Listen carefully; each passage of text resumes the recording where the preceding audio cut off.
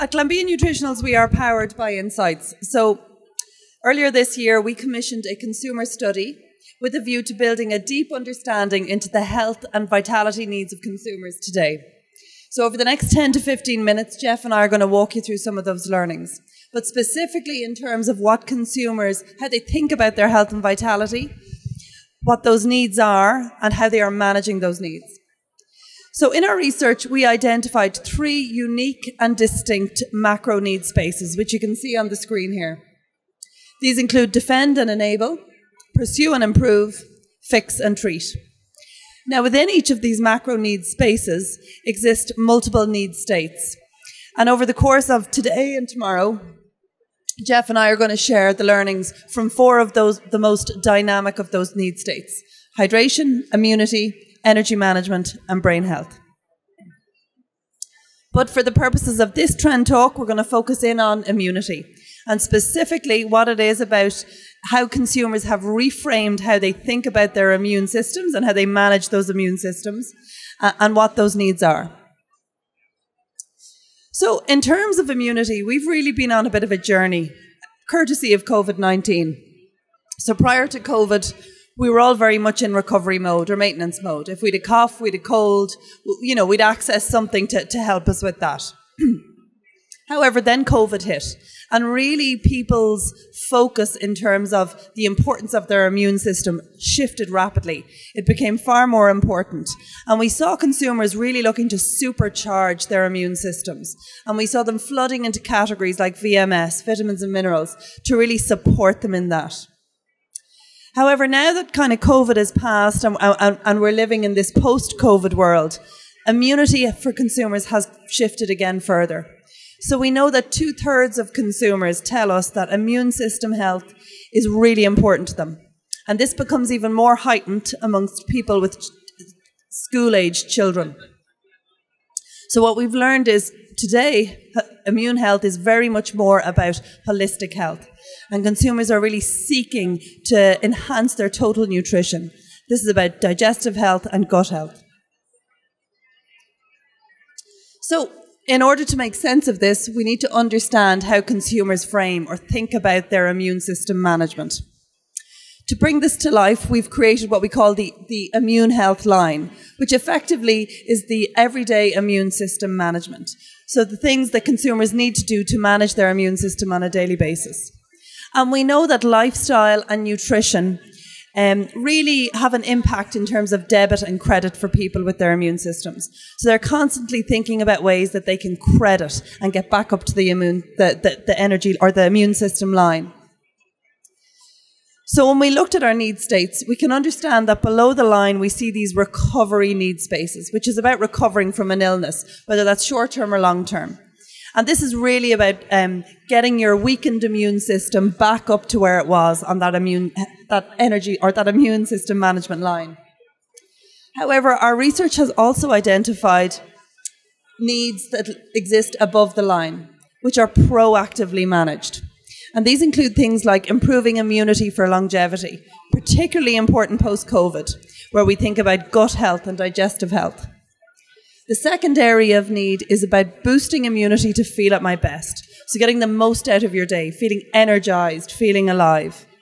And really we can see when we look at this that for consumers, managing your immune system has become far more proactive. And it's now about optimizing your immune system, not just recovering from illness. So I'll pass over to you. Thank you, Sonja. So now we're going to kind of focus more on the flavor portion side, taking a lot of what Sonja mentioned when it comes to the insights on that, and especially in the immunity in the post-COVID era. We saw a very similar role when it came to flavors and how that got affected pre, during, and post-COVID. First, I want to just talk about in general, when you're talking about total functional beverages, that includes immunity-type beverages. Taste is always important. Taste is always king. Health is up there. You know, that's always something that people are looking for. But taste is what brings your product to the next level. Taste is going to be something that continues consumers to purchase your product, and taste is always something that they're looking for more so than they are on some other aspects of that beverage. So in total functional beverages, which includes immunity, you can also look at functional sports and electrolyte drinks or different things on here. And as you see from there, taste is important. So where you fit on the immunity side, what type of product you're trying to promote on immunity, taste is always going to be key in that aspect. And then I kind of wanted to go through a journey that most customers go through on why they choose the flavor they chose and how to get there and how to be efficient when doing it. And so I think knowing your market, and especially in the immunity space, you know your market, like Sonja mentioned, is a more proactive market versus a reactive market post-COVID. So more people are looking for something that ends up being a little bit more everyday usage, upkeep. And so I think knowing that that's going to be part of the market, if that's kind of the product you're selling into, is going to allow you to understand what flavors to choose from. You're looking for more sessionable flavors, more flavors that can be drank every day without flavor exhaustion. On the other side of that, you know, you're looking at trying to engage and intrigue the adventurers. You're trying to look at engaging and intriguing your market that you're going towards. By doing that, you can use familiar and novel flavors. The familiarity and the novelness of the flavors can allow you to adjust what flavors you're looking for. And an instance up here is the lemon and chai tea. So, you know, you're taking a lemon flavor, which is very common on the market, especially in immunity, when you're looking at usually high acidic profiles and ingredients. Lemon works and pairs very well and is very known. You're adding a chai tea. You're adding a different type of product that's separating yourself from the common market. This can go on and on. You can talk about lemon or citrus plus something else, plus another fruit. And outside of that, what we're seeing as well in some of these adventures and some of these younger markets is a nondescript flavors. So obviously lemon and chai tea, you taste it, you know exactly what you're going for when you get in there. You're excited still. There are products out there that become more nondescript. We have a product up here that is a cyber treat. For an example, it's a flavor that is not really known. Nobody knows what it is. You kind of build your own personalization of that flavor. You don't know what to expect when you're getting into it. So when you taste it, you're kind of just having that experience while you're tasting it, and everybody's experience is different. So I think understanding your market and understanding who you're marketing towards will really help you decide what flavor and how kind of exciting you can get, how different you can get, how nondescript you can get, versus how kind of stable you want to be in that market. And then from there, you can kind of continue that journey into delivering a personalization experience, and then remembering that familiarity combined with novel will really bring in more of that market together, because you're kind of combining the two. You're combining people that want familiarity, but then you're bringing in the younger generation that's looking for that personalization by adding on that plus, that extra part of that flavor.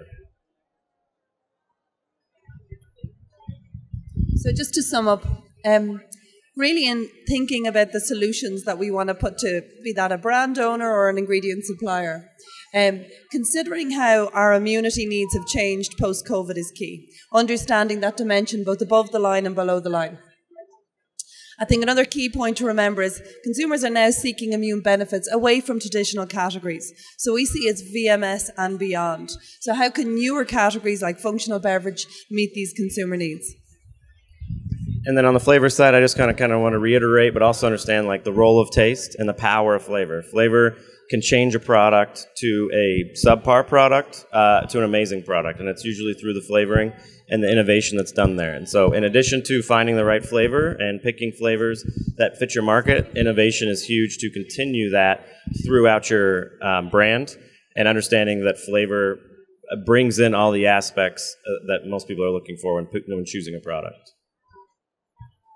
Thank you. We'll open the floor for questions now.